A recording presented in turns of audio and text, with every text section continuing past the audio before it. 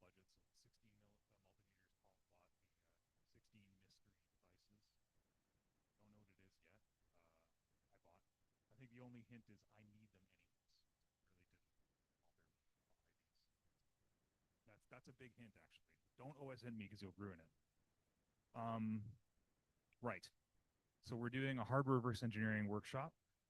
Your mission is to understand what this unknown device is. You will notice this is going to be the first.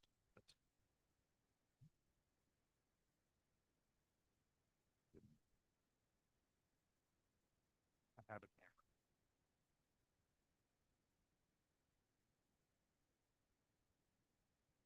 Yeah. Okay. So we are going to investigate this device right here. It has coverings, so yours has a sticker that says no cheating. And that's to remind you that you can't take that sticker off. If you do, underneath that sticker, you'll learn right away what the device is and you'll spoil your fun. Okay, we're going to reverse engineer this device right here. If you recognize the device, I think you heard me say this, you recognize this, don't say what it is. Don't ruin it for everybody else. Everyone needs to discover. Because it's reverse engineering, we have no manuals, really. Hopefully we'll find something online eventually. You don't need any prior experience. Okay, so, boy, this is a big full room. How many of you here have like 1 day or more of hardware reversing? Like you all touched a badge, right? Hands up. I think everybody's touched a badge. Okay, great.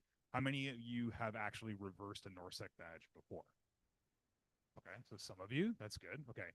How many of you are professional hardware reverse engineers that are here?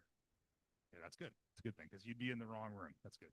The people of you that you did put your hands up and you have reverse engineered these badges before, can you please help me out and be like mentors around to your neighbors? Okay, like if you have some experience, help people out. But as a mentor, you can't spoil the fun. No giving away answers. Okay, just like help general ways. We also have our good helper, Colin. All right. So rule number one, everybody gets to have fun. Okay. And that means you can't be hard on yourself either. Reverse engineering sometimes can be tough. There's no manual. You can find yourself in a place where you're like, I have no idea what I'm doing. You can get down on yourself. Don't. Okay? Be nice to yourself. It's supposed to be tough, and eventually it'll be more rewarding that way. Probably for the millionth time, no spoilers. Please don't ruin this for anybody else. And lastly, no cheating. Okay, you see the sticker? No cheating. Okay. That's enough. This is a CSS demo, which is actually kind of cool. So slide dev runs in a browser, and because of that, you can just get it to do neat demo scene stuff. And I just had Gemini make that for me because I think it looks cool. Yeah. We are going to go over the mission and stuff. I think we covered that for the most part. We have 3 main hands-on components that are pretty linear.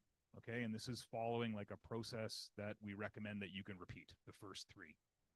Then things kind of go nonlinear. And that's kind of normal for reverse engineering, software, firmware, hardware, you name it. You can do the reconnaissance in a very kind of normal, repeatable fashion. But what you do after that really depends on what you find and what's available. And everything kind of just spiders off after that. So the structure here is steps 1, 2, 3. We have some great workbooks that are ready that you can fill stuff out. And then after that, it's kind of going to go off the rails and we're going to have to figure things out. Okay. And then at the very end of that, Colin here is a professional CTF developer. That's like what he does for a job, among other things. Sometimes, okay. So anyhow, he makes really good CTFs. He's being modest. He put into this like 3 different flags into this challenge that we're doing with these things in front of you. And Flagbot knows the flags. So you can DM your flags to Flagbot and it'll reward you if you get them correct. Okay, so there is some interaction on Discord. So you might want to have Discord open, your Flagbot DM ready to go for when you start dropping flags. The code, the workshop code there is right at the bottom if you haven't joined this code. Yeah, so if you DM this code at the bottom to Flagbot, right down here, you will get into like a private channel on Discord. And there's some links and like a screenshot in there. Just and I'll post some things in there periodically as we go along. Did I miss anything? Yeah. When you're going through some of these things, you might get frustrated because as a beginner, it's part of building the foundations. Try to avoid, this is something that's new this year, try to avoid copy pasting into Claude and getting the answer back. Try to avoid spoiling it for yourself. Trying to create, novice material, beginner material is the Venn diagram with stuff that AI can sometimes one shot is like a perfect circle. So we're here to kind of learn. And if you just kind of did that, it'd be the same as like someone giving you the answer. So just refrain from that. I mean, at the same, again, end of the day, we're not your parents either. If you want to do that, and we're not your dads. If you want to do that, and then just pack up in 5 minutes, by all means. But yeah, try to struggle through the process, just because we're also teaching how the process feels on harder targets more so than we're just teaching the beginner part. So building the mentality for it is also important. Excellent, thank you. Oh, and finalement, on peut vous aider en français si vous voulez, dans les hands-on activities. Les deux de nous parlent français passablement. Merci. All right, intro to terminology. We can.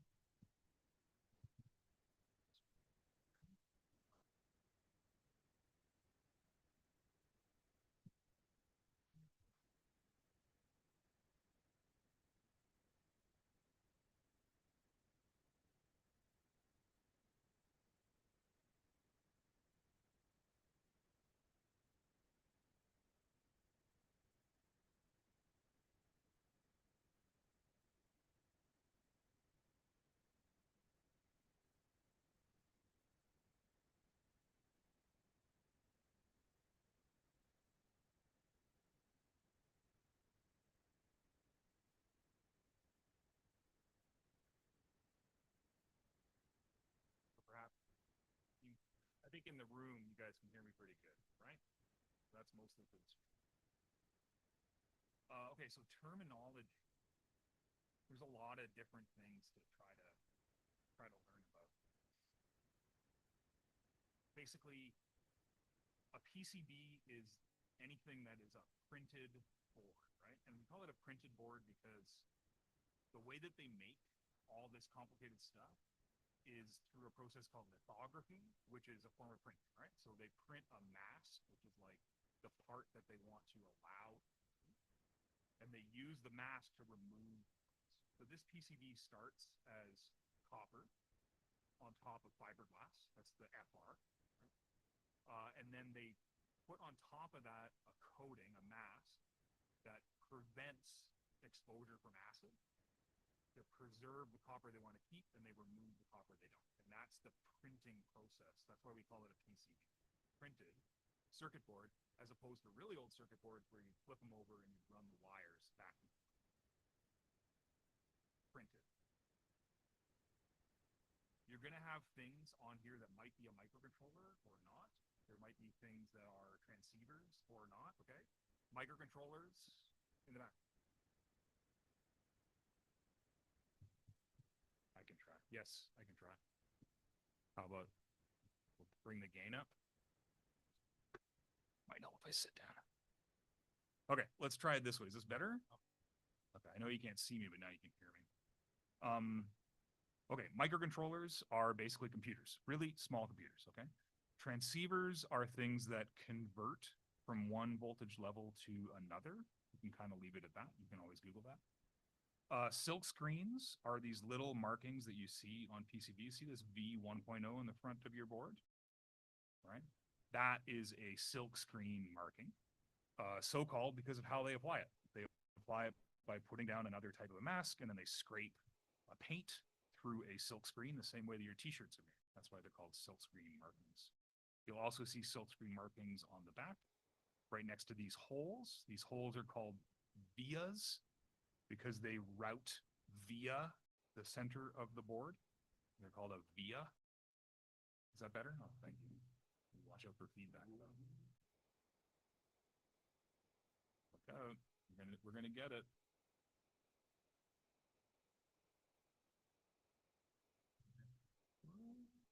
I could try. Okay.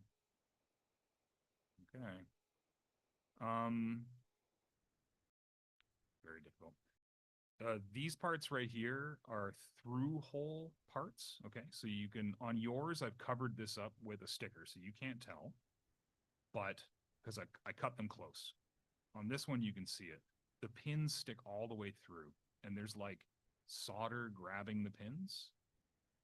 And the way these are constructed is different than the way that these are constructed. So these are called surface mount parts, where the legs are nice and flat against the printed circuit board. So that's surface mount. And this is what you would call a through hole. And the acronym for that is PTH, if you see that. Okay. Through hole components are larger, heavier duty, and they're often used for things like this, which we would call a connector, right? Sometimes generically, all connectors are called jumpers. So they might start with a letter J for any connector for a jumper. This is here a connector, but quixotically, we would never call that a jumper. That's a USB-C connector. So there's one thing figured out for you right from the bat. These things here are also plated, right? You notice how there's like a hole in the edge of the board, and then there's metal kind of stuck to it, right? That's solder, and you would call this like a plated cutout. Okay. All of these things, like the vias we talked about, because they have metal on them, they're also called plated. So there's a lot of different terminology. Does anyone have any questions about anything on the board? I can answer right now, or anything I said. So you might not have heard me in the back at the beginning. So printed circuit board, integrated circuits, or what we call these chips, right? Any of the chips are called integrated circuits. There are things called microcontrollers. Okay, very good. So we gave you some stuff. You have the bare minimum in front of you, and really the bare minimum is a multimeter. Okay, the multimeter lets you do important things like measuring voltage, but for reverse engineering, the most important feature of the multimeter is continuity test. You want to demonstrate continuity test? So Colin will take that out. Continuity test tells you when things are connected by electrons. If current can flow, then they're connected by metal, and it's kind of like showing you if there's a wire. Now, like if I do continuity test on a wire, that doesn't tell me anything. I already know this is a wire. But if I'm doing continuity test on your PCB, when I hear the continuity is there, it tells me that parts of the PCB are connected directly, which is useful because like this PCB has a black mask on it. You can't really see the traces. Some PCBs may have hidden layers in them, so you can't visually see the traces. So continuity test is really the key feature for reversing. Put the camera. Okay. So Colin will show you a continuity tester.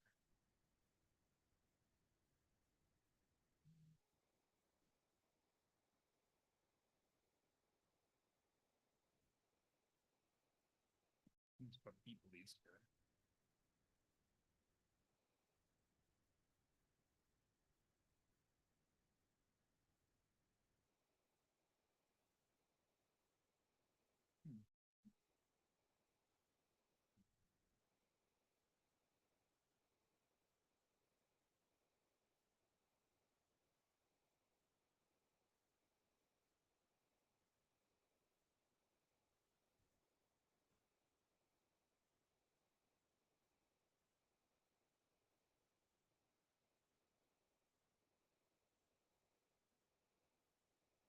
We're having technical difficulties with continuity test. We'll come back to it. If you're going to get into hardware reverse engineering, you might want to get yourself a larger kit. Things that can be very useful are like oscilloscopes that let you look at the voltages on the signals over time. There are some compact oscilloscopes you can get, like logic analyzers. I think one of our advanced voluntold mentors right here. Do you want to hold up your logic analyzer for me? Yeah, so yeah, just pull it out because you got a nice logic analyzer. These things here, they can show multiple channels of digital logic, but they also capture traces of analog, like continuous values of voltage, which can give you a good approximation of what an oscilloscope would do. They're nice and compact, and they're not too expensive either, right? That's the Solea, so like in the $300 price range. Oh, is it more now? Everything's so expensive. Yeah, it's probably $12,000 now. Yes, you can. I don't recommend that you buy clones from AliExpress, but you totally can. So yeah, an oscilloscope will get you there. Is that one works? Yeah. Okay, we're gonna go back to the continuity test demo. So continuity test is really the key for reverse engineering. Here's our camera. So these are the most. Scooch over here. Yeah. So if you're one of the 16 here, you're going to have one of these on your desk. You want to make sure that you got your wire set up. So you want the black wire inside the COM, and then you want the red wire on top of. It's got the V, the omega, and then the M and the A. So that's voltage, resistance, milliamps. So what you're going to do is just give a quick test. Please let me know if you have any. Yeah, there you go. Yours is not working? Okay. Uh-oh. So if you hold them together like that, they should give a little bit of a beep. And if you're having difficulties, now is a great time to I'll be walking around helping you guys. Yeah. Yeah. So you really have to squish it in. You'll notice on the red and the black wires here. Awesome. Okay, yeah, we got one fix. Perfect. That sounds awesome. That sounds like most of them are working, which is great. Good. Perfect. Thank you. So yeah, so continuity is probably one of the most useful things in reverse engineering. Yeah. Because in trying to understand something, what's really helpful is it's very hard, especially if you get, you have that mask, you have the silk screen, you have everything stacked on top of each other. Being able to tell what's connected to what on your board is not immediately obvious in some of the times. And as you get more and more advanced PCBs in reverse engineering, the layers start to actually stack up on each other. So you might not even be able to see with your eyes. Like if you take your phone camera out and put the flashlight on the board, you can kind of see a little bit of some of the copper underneath. But once you get to 3, 4, 5 layers or anything along those lines, it's not going to happen. So that's where you need to go back to continuity. Thank you, Colin. Okay. Yeah. So as Colin mentioned, one of the ways you can really get a good look at PCBs is with strong lights. So if you have a flashlight, you can try sticking your flashlight behind your PCB and seeing what shines through. On black masks, it doesn't work very much, but on green masks, like the badge, I bet you can see quite a bit of the interior of that PCB with a strong flashlight, behind the PCB. It's not a bad technique. And even a really good lit shot from the front, and then you can kind of stitch them together by doing some photo analysis, that can make your life a lot easier for large projects. If you're going to keep going in hardware reverse engineering, you're eventually going to want a professional lab. You're going to want microscopes. You're going to want a hot air station, logic analyzer, like we pointed out. An oscilloscope is a decent approximation. The logic analyzer is a decent approximation to oscilloscope, but a scope can be very handy for high-speed signals and triggering things. You need side cutters and tweezers and a desoldering pump. You're going to want a hot air plate. You want various picks, and you're going to want wire strippers and wire crimpers, little brass sponge there, maybe some cute desk toys to decorate your desk as well. That's a good idea. That always makes things better. Power supplies, definitely power supplies. Lots of different kinds of solder. So you're going to want normal solder. It's also really handy to have low temperature solder, because sometimes when you want to take components off, you mix a little bit of low temp solder with it so that the legs aren't damaged as you're desoldering. So different types of solder are really handy. This is what you call wire wrap wire, so 30 AWG wire wrap. You want this because it's really the right size for doing trace bypasses and repairs of PCBs after you've done some destructive reverse engineering. And it's in standard blue bodge color, which is necessary for the industry work. Yeah, all that kind of stuff. That's what you're going to want for your pro lab if you keep going. And there's a couple good links here for stuff for shopping lists. I'm going to put that together. I put the Voidstar one in the chat already. And just to reiterate, that is your lab, right? That's your personal. That's not just like a yeah. badge. That is a photo of my lab. Yes, I am flexing. Thank you. Thanks for that. Okay, so we did some more terminology. I think you heard me say integrated circuit earlier. That's a name for little chips, right? We call them integrated circuits because like they took what used to be an entire circuit on a board and shrunk it down into something that's integrated, right? We call them ICs now. And of course they have little pieces of silicon on the inside. Solder is the metal that is connecting everything together. It's nice and shiny. You can see it all over your PCB. I told you what a via is, right? That's what those holes are. Traces are like the little wires that are printed on the PCB. I covered that. And I don't think we talked about this yet, but the only manual that you really get is data sheets. You will be able to find data sheets for pretty much anything that has a marking on the PCB. And you can even find data sheets for things that don't have the marking. But of course, sometimes when you get a data sheet for something like a connector, all it really tells you is the dimensions. So it's not going to help you in reverse engineering. So like you might be able to find a data sheet, it just might not tell you anything you need to know. Okay. When you're doing RE, you know, especially for hardware costs money. They usually don't want you to destroy stuff if you're doing it, right? I mean, usually, because things cost money. So typically we follow a non-invasive first strategy like you see here that keeps things cheap. So using open source intelligence, you can usually find out a lot of stuff. This is a great resource if you're not aware.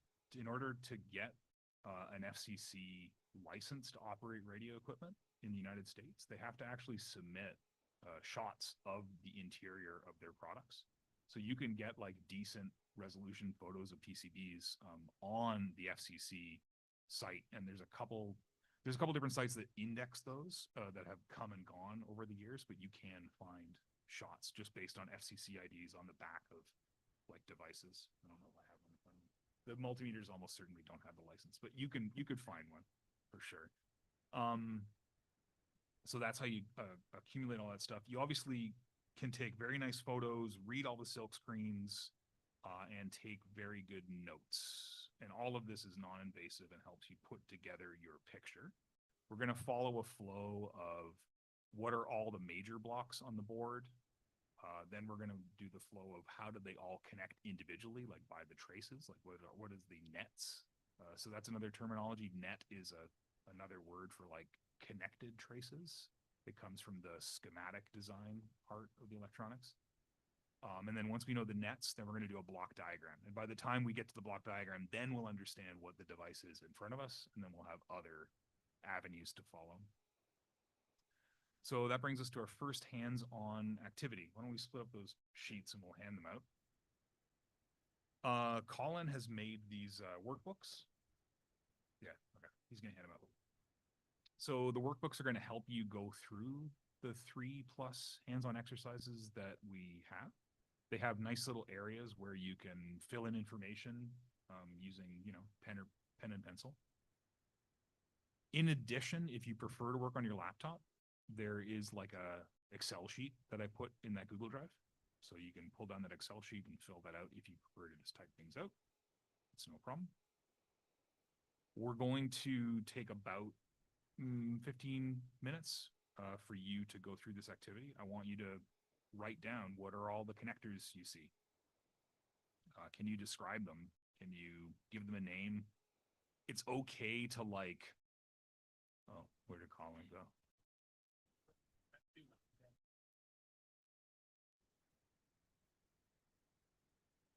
So it's kind of okay to use like Google image search on a picture or something if you don't know what it is, but you don't want to do that on the whole board.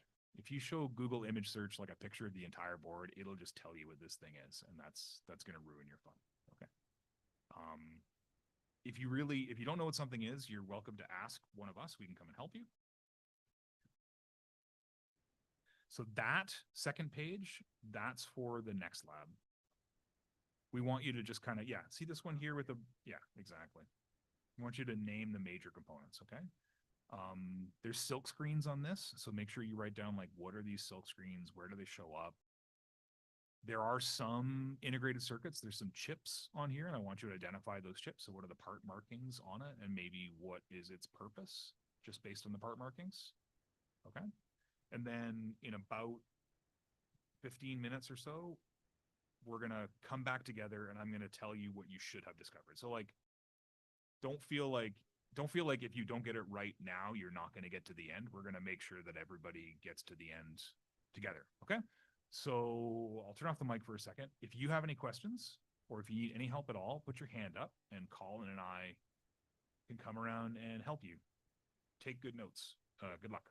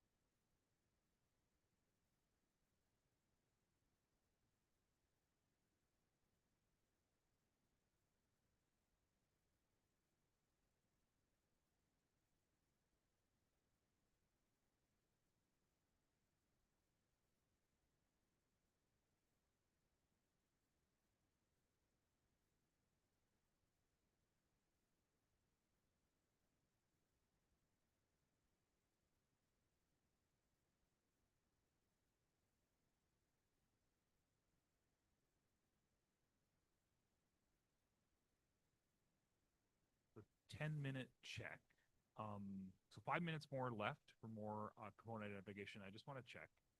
How many of you have identified the microcontroller on there? Okay, okay, good. How many of you have identified the other two chips? One of the other two chips? Okay, but not both? Okay, well, 5 more minutes and then we'll come back together. Good job, everyone.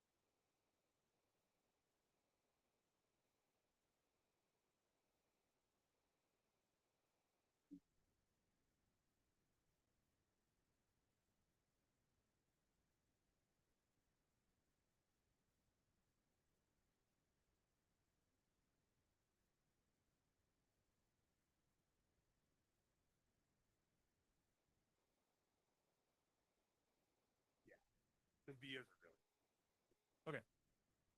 Good work, everyone. I hope that was fun. So that kind of activity, that's like the bread and butter of hardware engineering. You're just looking at a PCB, you're writing down everything you find, you're doing Googling for weird strings that you see on chip markings, and you're finding things like guns that have the exact same part number for some reason, right? Like that's all pretty normal hardware reverse engineering for sure. Um, I really like these booklets that Colin put together. I hope you found them really useful too. Um, the main things we want to cover are we want to know what 1 is, we want to know what 3 is, we want to know what 4 is. Now, before we go through those, I know you had a question at the front here. What is number 2? Okay. That's excellent. Yeah, excellent. Okay. So yeah, did everyone hear that? So number 2 only shows a frequency on it, right? It shows 8 MHz, which is 8 megahertz. When you see a part that only says the frequency on it, it's actually a crystal oscillator. That's what it is. So it's a clock or a crystal. So you might see XTAL or CLK or XCLK. These are all kind of markings or labels for an oscillator, a clock. You figured it out. Good job. Right. So when it's a crystal, they work by being like fed a certain signal, and then they like, I don't know how to explain it. They have a natural oscillation point. So kind of like a tuning fork, right? If you strike a tuning fork, it rings for the frequency that matches like the length of the fork, right? With crystals, it's the same kind of thing. If you strike it, it rings at its natural frequency, which happens to be 8 megahertz. So yeah, it doesn't just generate time all by itself, but the chip uses it to like regulate its own internal time source. Excellent question. Do we have a question in the back?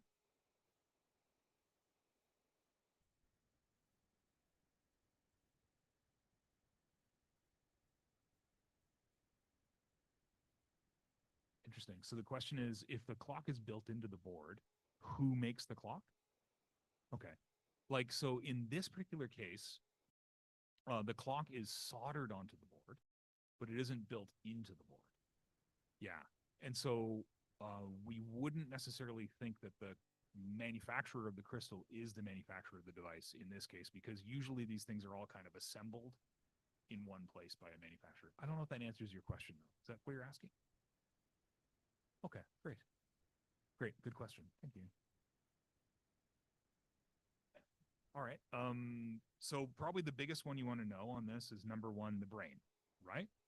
Obviously, that has the most pins on it. It takes up the most surface area. Therefore, it's probably the most complicated thing on the board. Those are all reasonable assumptions. If you thought that while you're doing reversing, good job. You're thinking like a reverse engineer.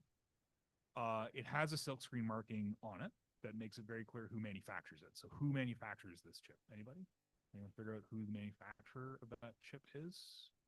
ST Micro. Very good. You get a Buc-ee's sticker. Congratulations. Okay, good. And what family of chip was it? Anybody find out what family it was? STM32. Yeah, very good.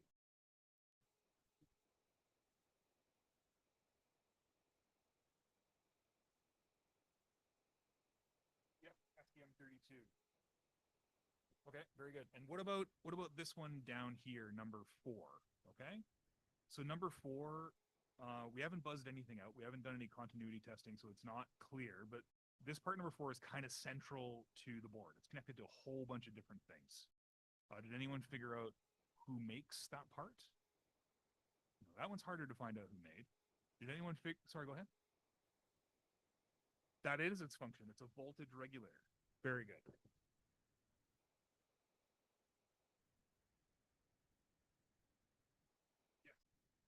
And voltage regs, they don't do anything like complicated. They're not a microprocessor per se, but they are really important because they tell us like what voltages we're dealing with, right? So when you know where the voltage reg is, then you kind of know like what voltage the chip is operating at. And it's important to know if you're dealing with a 1.2 volt system, a 1.8 volt system, a 3 volt system.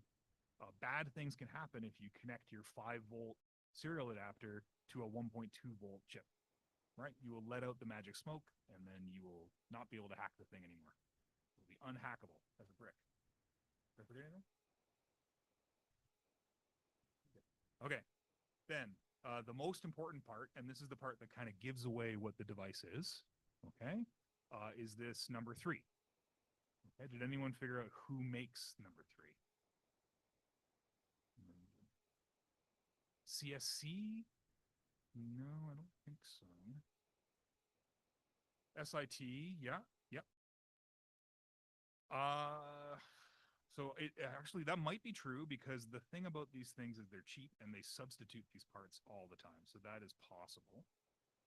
How maybe a more important question is, did anyone figure out?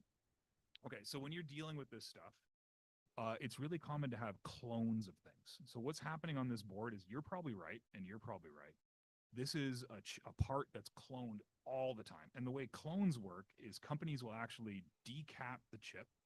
They'll look at the die, they'll replicate the silicon mask, and then they'll make their own silicon and repackage it and put a different label on it. Or they'll reverse engineer exactly how the chip works and they'll put a marking on and sell it as a compatible. So like the reason why you're probably all right is these chips get cloned all the time. So the more important question is, what is this chip a clone of? What's the original thing they're cloning? Did anyone figure that out? Over here? Yep, that is the function. Do you know who the original manufacturer of all these clones is? That would be cool. I know, now I'm into trivia, nerd trivia territory, but you're right. It is a transceiver. Did anyone figure out what kind of a bus it's a transceiver for? Can. Good job. Good job, everyone. Okay. So the reason why I was really cagey about what this is now you kind of know what this device is, right? You got a microcontroller and you got a CAN transceiver. What do you think this thing does? Sends and receive CAN bus data. There you go. So now we know what the device is. The answer for what is this thing usually a clone of? NXP bought Freescale, and they make a SJA transceiver, and this is the transceiver that just gets cloned all the time. So you're going to find all kinds of clones of this thing. So it's an SJA or a TJA 100 is the most common version of this thing. And that might be useful to know some of the pinouts later. Okay. So you know what the board purpose hypothesis is too. That's great. There are other components on here that are not super important to know what they are, but I think we pretty much we 100%ed the recon of this PCB. Yeah, we did. Good job. Please, question. Number 4. Yeah, so it is possible with really good eyesight to actually see the marking on number 4. The other way to identify it is the next stage. So sometimes what will happen is you'll do reversing and like the marking is gone or illegible. And you can't figure out what the chip does until you do the next step, which is continuity testing, what we call buzzing out the board. And when you see all the interconnections, then you can actually infer what the part does. So you may not have known from the marking, kind of like put a pin in that and put that aside. I'm pretty sure that by the time we get to step 3, you will have been able to look backwards and said, oh, I know what that is now just from context. And that's part of reverse engineering PCBs too. You don't always get the markings. Sometimes you just get context. Please. And just to also add that when you're reversing engineering the board, you don't know what components are important and which ones are unimportant. So it's essentially like, here are all the like bigger parts that aren't resistors. And it's like you might not be able to identify everything, but you can kind of get in the ballpark. So it's not uncommon to have big components that you just can't see until you do some of these buzzing out things. Good question. Okay. Any other questions?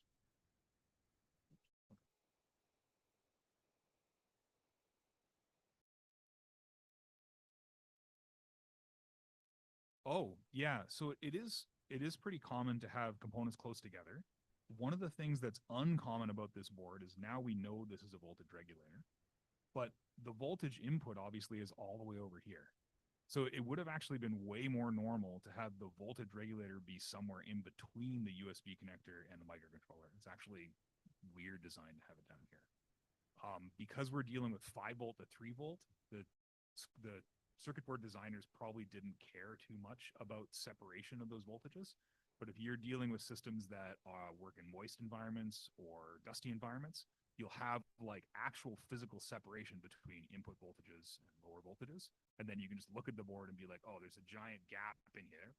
And so this side is going to be high voltage and that side's going to be low voltage. Down here.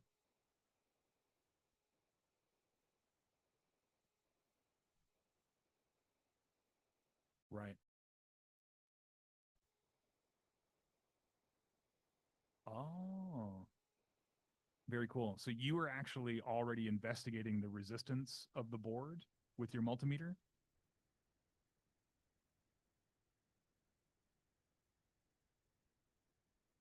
Ah, okay. Very astute. Thank you for bringing that up. And you get a sticker for sure. That's really good. Okay, let me show you what you found. Nope, that's the wrong button. Is that the right button? Yes. Okay. So you are looking at this thing, and you probably looked right here, and you're like, wait, I don't have any resistors here, but my neighbor has resistors here. That's what you're saying? Okay. So this is a CAN bus adapter. All right. The CAN bus requires terminating resistors. You have to have a 120 ohm resistor on one side of the bus and a 120 ohm resistor on the other side of the bus. If you have extra of those, the CAN bus won't work. If you have not enough of those, the CAN bus won't work. So if you Colin set up groups of 4, so you're 4 over here, and you're 4 over here, and you're 4 over there, and 4 over there. How'd you go? What you're going to find is that 2 of your 4 have resistors, and 2 of you don't, because we're going to have you connect these things together later. And we have to have the right number of resistors present. So that's very astute, and you had to actually work with your group to figure that out. So that's very cool. I'm going to bring you over a sticker. Good job. Congratulations. Excellent reverse engineering.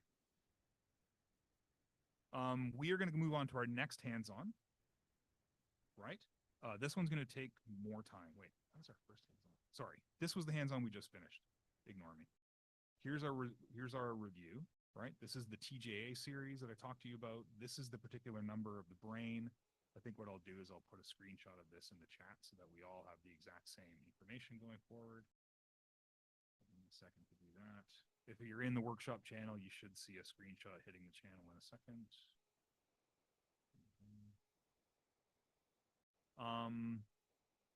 Yeah, I think I covered. Okay, we talked about everything on here. We're good. Oh, the one thing I didn't say out loud until I see it on the screen. On the back, we do have debug pins, and they are in the form of plated vias, right? So these are holes with plating, with solder attached to them, and they have little labels: CK, DO, Res, G, and BO. And those are going to be relevant, so pay attention. Good. Right. So continuity test is our next thing. A word of warning, the way continuity test works, your multimeters, they create a small voltage. And then they measure if current flows from one lead of the multimeter to the other lead of the multimeter, okay? If you, but for some reason, have voltage present on the board already, then your continuity test is not going to work. Continuity test only works when the board is completely unpowered. So that means batteries have to be removed, USB connectors have to be taken off, all that stuff, okay? So our next recon here is going to be probing using continuity test. Make sure you don't have this thing plugged into USB if you've already like gotten excited and gone and done that. Okay? So don't have it connected to anything. We're going to basically test what are all the various interconnections. And this can explode rapidly, right? Because we're talking about an n to the power of n explosion of connections. So you have to kind of be judicious and use some intuition about where things connect. But really, you're trying to figure out, you know, where do all those pins that I just saw on this device, where do they connect to? And all of these plated vias that we saw, where do they connect, right? You can't see it visually because it's a black solder mask that hides the traces, so you need to do a continuity test. Colin gave you a pretty awesome way to put that together by looking at these labels and writing them down, right? And you can actually draw on this one to show you visually, like, where do things connect. That's why he flipped it to white. which I think is a great idea. Colin, you are a genius. Everybody, hopefully you can use that worksheet. If not, you can make up your own method. That's okay too. I think we showed you how to do continuity mode already, right? Yeah, everyone had the beeps before. So yeah, let's give it, what do we say? Yeah, I think we'll give it like 20 minutes just so we can come back onto schedule a little bit. So we're not going to go the full 30 minutes. Do 20 minutes, probe the power connectors, probe the STM32, probe those plated vias, try to figure out how everything connects together. Okay, and if you have any problems, please raise your hand. We are happy to help. Okay, go. Happy hacking.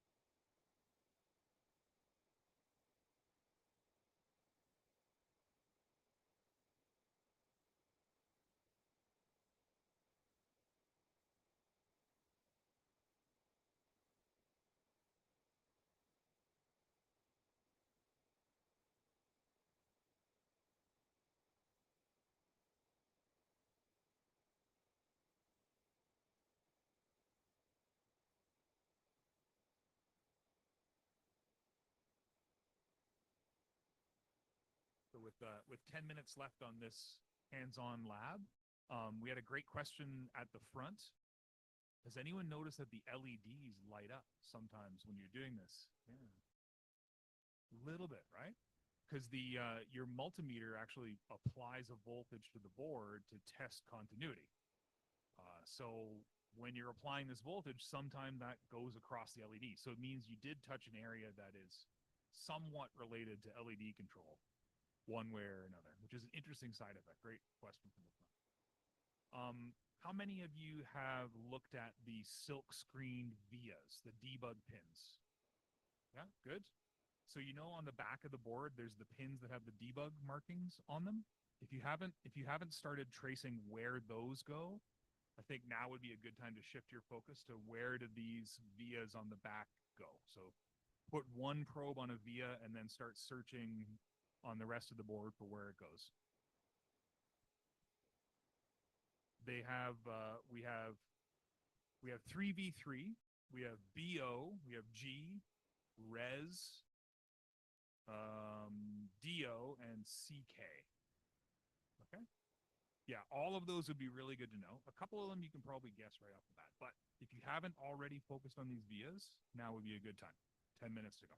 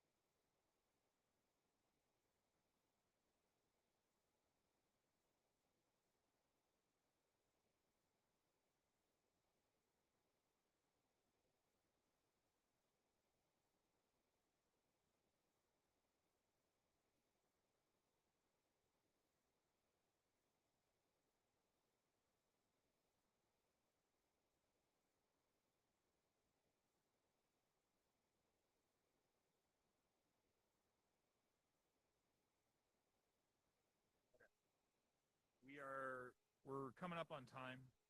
I think we should close out the hands-on and come back together on some info. Because there is flags. I know you're here at NorthSec, so I know you like flags. So we should probably get to the flag. So what do we find? Anyone figure out how the voltage regulator works? How is the voltage regulator connected? This one should be kind of obvious, right? Actually, don't read the screen. How did the voltage regulator work? Yeah, the USB connects to the high side. 3.3 volts connects to the low side. That low side is connected to both the transceiver and the microcontroller, right? Transceiver and the microcontroller both run at 3.3 volts, right? What about some of our debug pins? I know I was harping on that. Did anyone figure out where V0 goes? Where does V0 go? Yep. Pin 32, and what is the label of pin 32 on the data sheet? I think pin 32 is correct, but the label is the more important part, because then you know what it's supposed to do. No, pin 32 is not BDD. No, shouldn't be SPI. Nope, no. Okay, so then I think I got crossed. B0 on the VIA, the debug pin B0, that goes to a boot 0 pin on the microcontroller. Okay, that's the important part to remember. B0 connects to boot 0 on the microcontroller.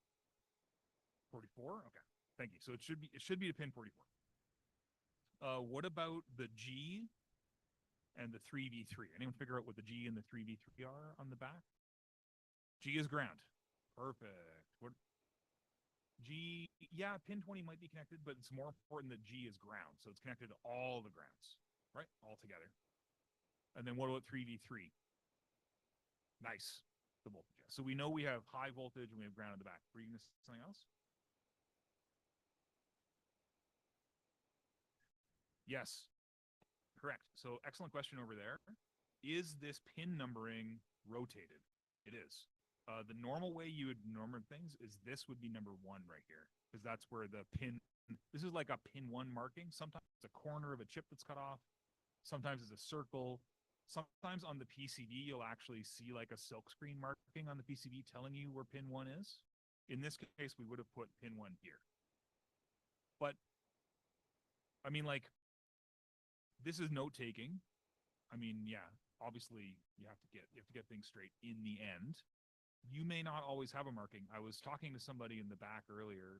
He left dealing with chips that are completely scraped. Like some manufacturers will actually laser etch off the top of their chip, and then you may not know where the marking is. But you're right. This one is rotated. I will get you a sticker. Excellent. So last one on the back. Last 2 on the back, CK and DO. Anyone figure out where CK and DO? CK is clock, yeah, but which, I mean, CK as a label for clock, bang on. Which clock? 25? And what was the label on the data sheet? Any question? Any idea? Label on the data sheet for CK?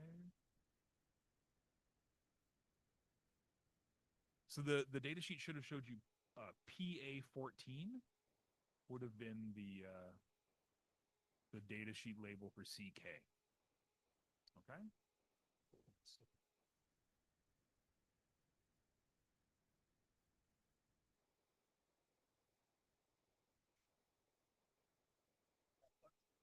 Let's bring it together. What are the things? Please go ahead.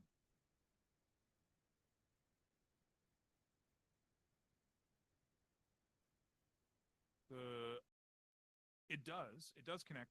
Okay, so the question is, let me bring up the picture over here. The question is, we know that this is an oscillator, a source of clock. Why doesn't it connect to the chip? It does. You just have to be grabbing the pads of it that are kind of underneath the package. It's very hard to probe the crystal connection. And for the most part, I mean, unless you are really, so one of the applications of reverse engineering of PCBs is to reconstruct the PCB. Unless you're doing reconstruction, you don't really need to know those connections. So it's in that gray area of like might not be applicable for security analysis. Right, so here we'll bring it together. We should have all discovered this. Those outputs on the transceiver, they go straight into the green screw terminal. That shouldn't surprise us, right? We know this is a CAN adapter at this point, so obviously the CAN transceiver connects to the CAN bus, done.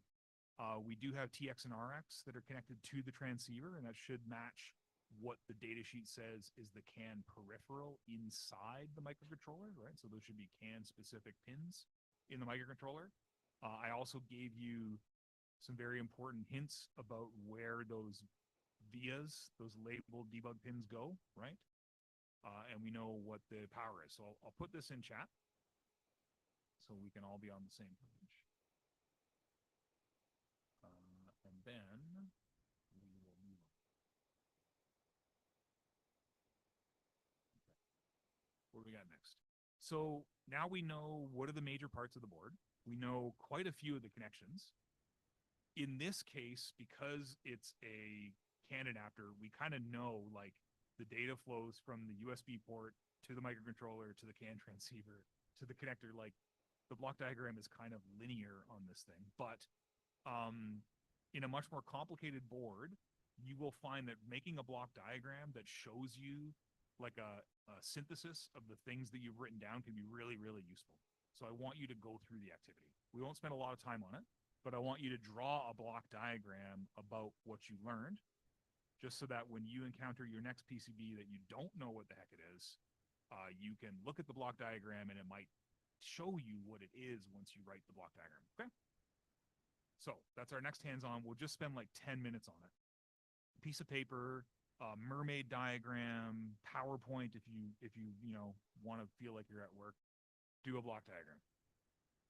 Yeah, blank pages in the workbook are excellent too. So start with the MCU, start with the voltage regulator, the USB connector, the CAN transceiver, put those down and then draw the arrows that connect them. Okay?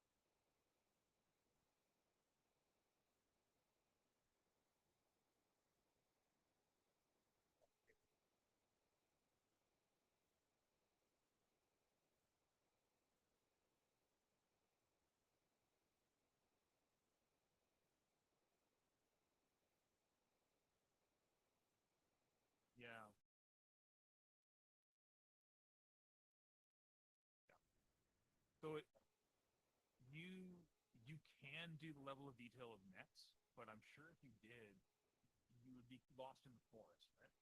The purpose of a block diagram is so that you can like step back and see the 10,000-foot view and be like, yeah, now I know what it does. So if you've seen a lot of flow diagrams, they have one line and they might put a dash through them and say like 16, like, yeah, or fat air or something. You say like, these are all 12 of the traces that I found that connect. I'll just do one as a start. And you might omit some lines, like adding the ground trace to your block diagram is probably a bad idea because ground goes everywhere. It won't tell you anything. Yeah. Yeah. So it's not just like higher level, it's also less deep.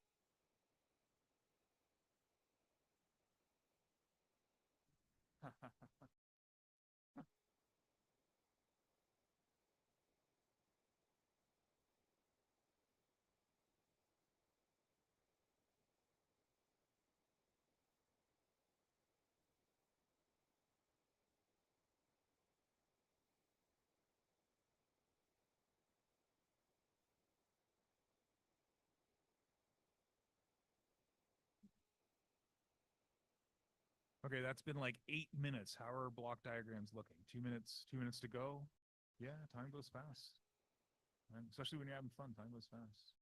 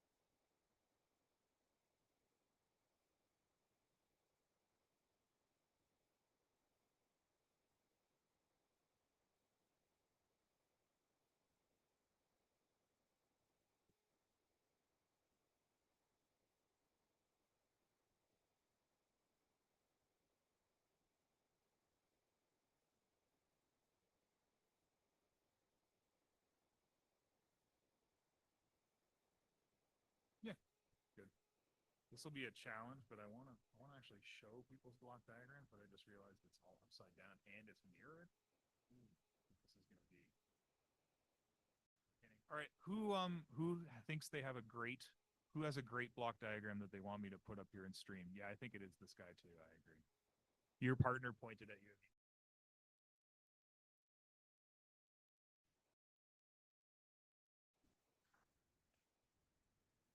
That's good. Oh, okay. So here we go. Let's look at some block diagrams. What do we got here? And this is reversed. Is it reversed for you as well or just me? Nice. So it's reversed for both of us. That means we both get to suffer. That's good. So block diagram wise, down here, we have a USB-C connector to an MCU. The MCU has a connection to JTAG. There's a debug pin like T down here, connected to a CAN transceiver, connected to a CAN connector. This is a great high-level diagram, right? So we're capturing, there's connectors on both sides. We have debug pin access. The MCU has JTAG. 10 out of 10 would block again. Very good. Any other block diagram? Block diagram.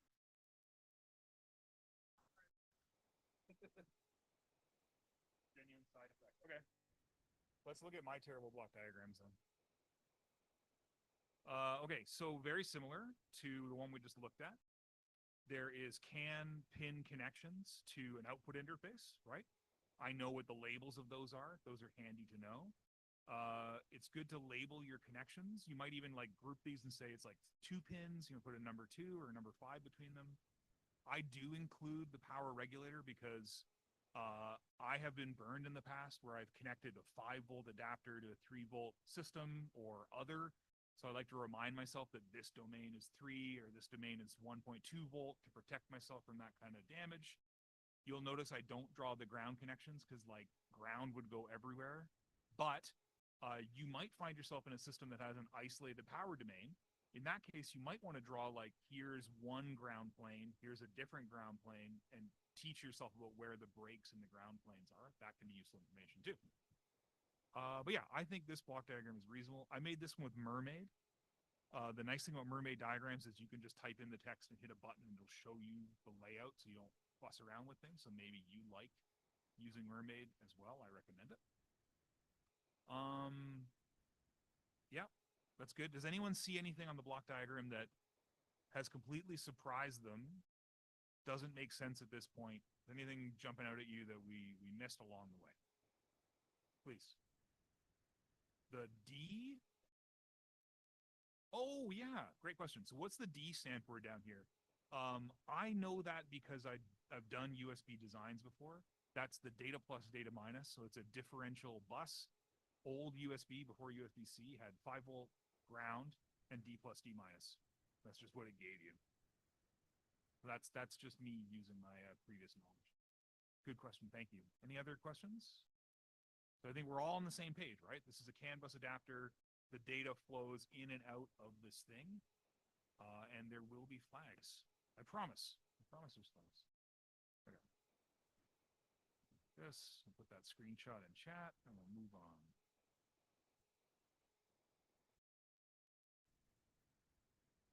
So, we did the 3 steps.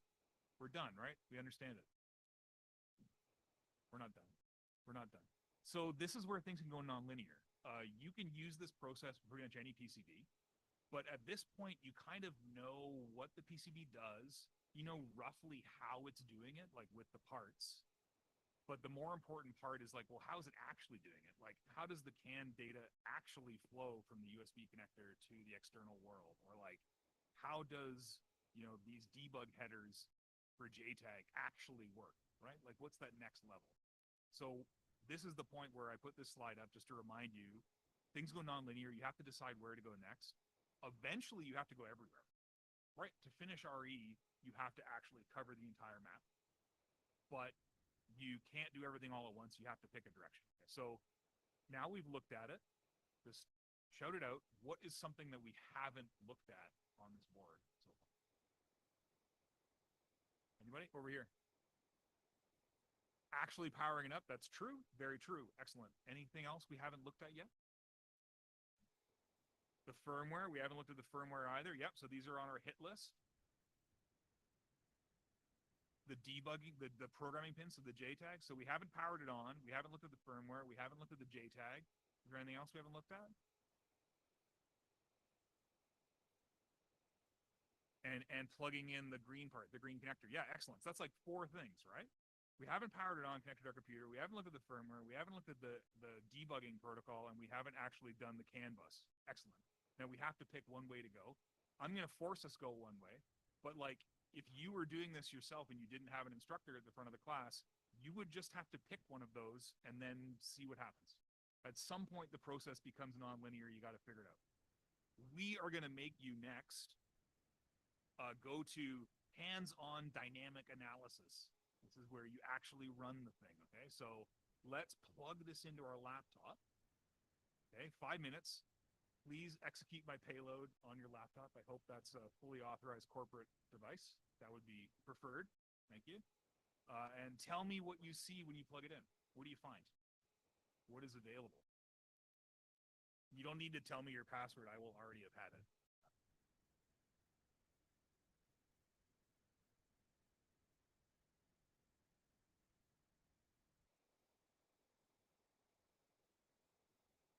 Mystery CDC. Yes, we did. We patched the firmware to say that. Excellent. Yes, you found the manufacturer? Oh, yes. So if you're on Linux, you like immediately see the manufacturer. Yep. Very good. Excellent. I put Ben and Ken's development company in there. Yeah.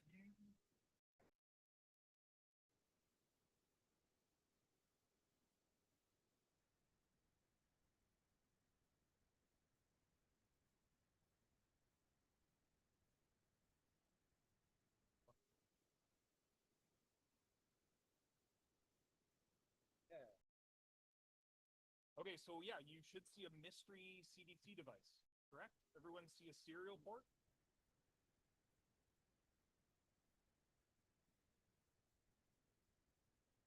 There should be a mystery DFU device as well. Should be a mystery DFU and a COM port if you're on Windows.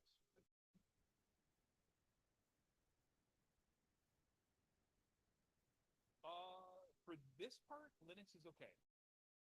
For this part, Linux is okay. We had someone shout out PicoCom over there. That should be fine.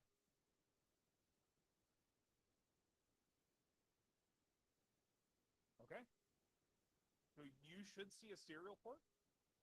Here are the one of 1,000 ways, or 5 of 1,000 ways you connect to the serial port.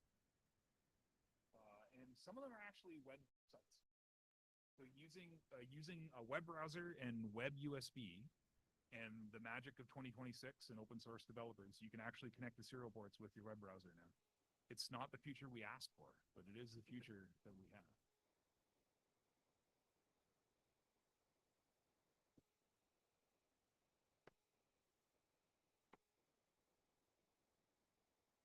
So who's on the serial port and what do you see?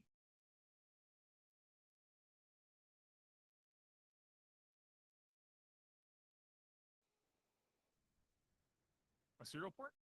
You can use any one of these programs. Oh, like after you connect the serial port? Try hitting enter, try hitting ASFD, I have a friend who just takes their finger and just like runs it on the keyboard and just sees what happens, you know? It's legit. The other one is just screaming into it, like just A. That's legit too. That makes things happen.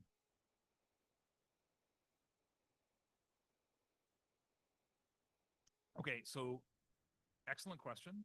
Because this doesn't actually have serial on it, like this isn't a serial adapter, you're using a CDC or an ACM, it might show up as ACM or CDC. Serial ports are a lie. They don't do anything. So you could pick any serial baud rate you like, and the baud would be fine.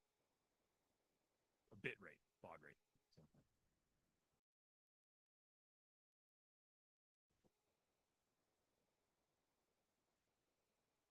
Yeah, so the good guess, if you did have a device that didn't have a CDC and had like a real serial port, Ken is reminding me, I should tell you, you should probably try good guesses. So good guesses for bit rates are 9600, so 9600 baud, and 115200 are like the two almost likely baud rates. Please.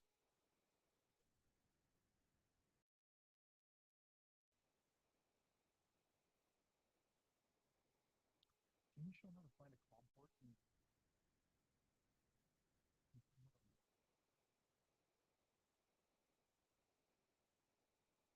Okay. All right, here's how you're going to do it. If you bring up your device manager, you should be able to scroll down to COM ports, common serial or common parallel. Where is it? I'm blind. I don't have it plugged in. I have to turn it on. Okay, so I turned it on, and there it is. Ports common LPT. So mine showed up as COM19. Yours may show up as COM, I don't know, whatever. Because it showed up as COM19, I can connect to it like this. I use ss.exe because it's nice and simple. Now I'm connected, and I type. Oh, that's what I see. What do you guys see? Is this what you see? So with SSEXE, I actually put in COM19. You mean the baud rate, the bit rate? Yeah. So the bit rate, it says 9600, but what it's actually doing is it's reading what the device said its baud rate was. So it actually skips commanding the baud rate at all.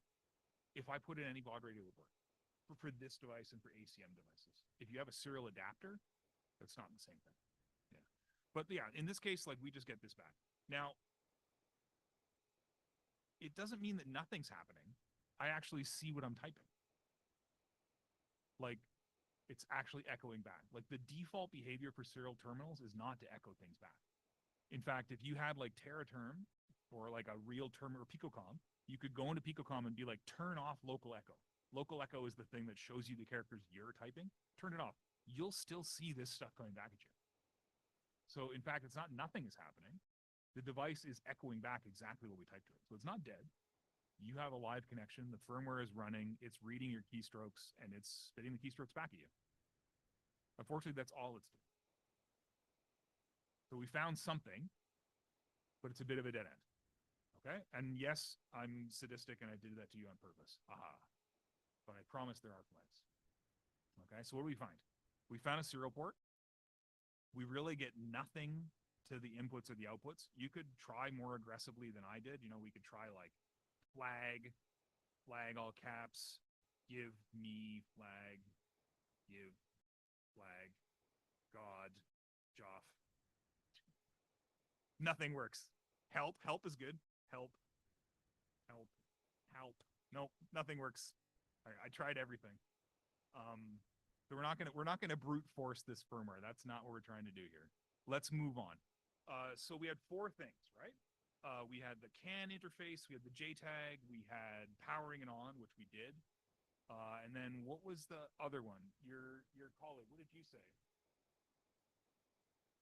The output? And then what did you say in the front? Firmware. So the powering, we're going to do that, I promise. Next, we're going to do firmware. Okay. So how to get firmware out of a chip is a giant topic. Like it's really huge. Every different kind of chip has different debugging tools that you might use. You can also do exploits to get firmware out of chips, and some people do. They'll find like a memory disclosure vulnerability and they'll dump the firmware that way. Sometimes dumping requires glitching past various authentication checks. Blah, blah, blah. It's a really, really big topic, okay? In this particular case, we know that we have JTAG. We had a great block diagram. We know that CLK actually goes, so CK goes to SWCLK, which is single wire debug, like equivalent to JTAG. So we could try to JTAG dump the firmware. Who brought a JTAG adapter? Right. So maybe we won't do that. What was the other USB device that showed up when you plug this thing in? We had a COM port, and what else did we have? DFU. And what is DFU? Device firmware update. Exactly right. Now, DFU is used to write firmware, but it's also used, if configured incorrectly, to dump firmware. Okay. So, next hands-on, use the DFU interface to read the firmware off this device.